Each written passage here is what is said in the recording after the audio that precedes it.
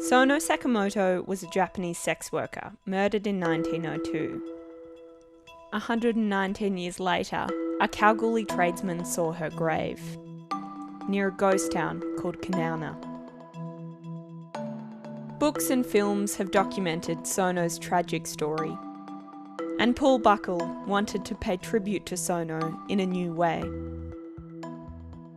People came to Kanowna during the 1890s gold rush to find their fortune.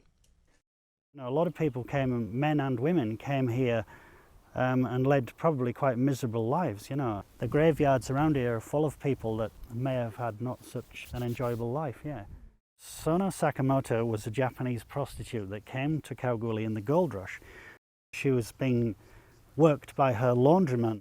Payments were called laundrymen back in the early days in the gold rush because normally they would have a laundromat service and obviously people bring their laundromat in, but around the back is obviously the second service, which is obviously the prostitution. There were approximately 16 Japanese sex workers living in Kanowna at the time. Many were brought to Australia, promised work and domestic services. Sono's pimp, Chumatsu Yabu, was a violent man.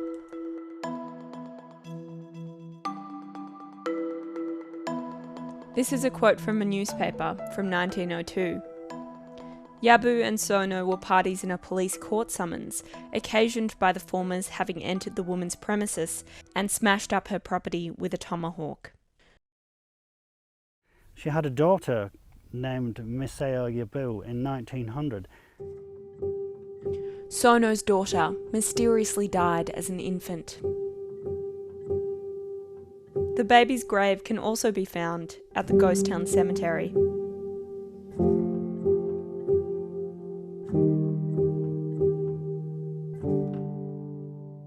So she ran away from her laundryman husband all the way out to Kanowna, and she stayed with her cousin at her cousin's house.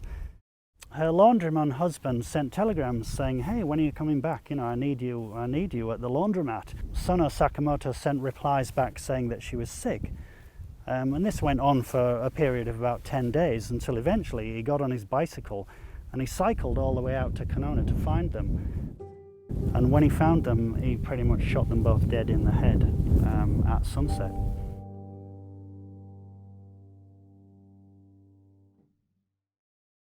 So when my partner and I came here to see them originally, they were all quite covered and neglected. They have obviously been broken at some point. Somebody's taken the time and the care to actually piece them all back together. It does feel heart-wrenching because it is a heart-wrenching story, the lives that they would have led. Paul's made an artwork to honour Sono's story. This is my entry for this year's Kalgoorlie Art Prize. I wanted to show respect. I wanted it to be exactly as if somebody had gone to see their gravestones. Part of the reason why I've done the art piece is to show the world how people live their lives. And this is actually just like one piece of treasure out of a whole treasure chest of goodies that have all played out in this region, yeah. If you actually are prepared to dare to dig, yeah.